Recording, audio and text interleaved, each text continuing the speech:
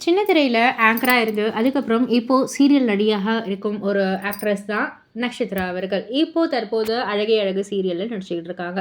இவங்க நெறைய விஷயங்கள் சமீபத்தில இன்டர்வியூல ஷேர் பண்ணிக்கிட்டாங்க. அப்போ அவங்களுடைய ஃபர்ஸ்ட் சேலரியில வந்துட்டு யாருக்கு என்ன பண்ணாங்க அப்படின்ற மாரி வந்து பேசியிருந்தாங்க.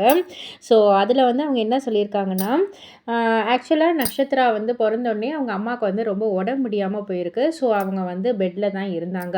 அதனால என்ன பார்த்துக்கிட்டது எல்லாமே என்னுடைய மாமி தான். மாமி மீன்ஸ் என்னுடைய தாய் மாமனுடைய வைஃப்.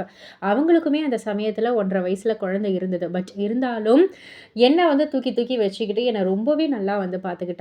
அதனால என்னதான் எங்க அம்மா கிட்ட வந்து அந்த ஒரு பயாலஜிக்கல் மதர் அப்படின்ற அந்த ஒரு லவ், அஃபெக்ஷன் எல்லாம் இருந்தாலும், எனக்கு அம்மான்னக்குள்ள என் மாமியும் எனக்கு அம்மா தான். ஸோ அதனால என்னுடைய ஃபர்ஸ்ட் சேலரியில வந்து என்னுடைய மாமிக்கு ஒரு மெட்டி வாங்கி குடுத்தேன் அப்படின்ற மாரி வந்து சொல்லியிருந்தாங்க.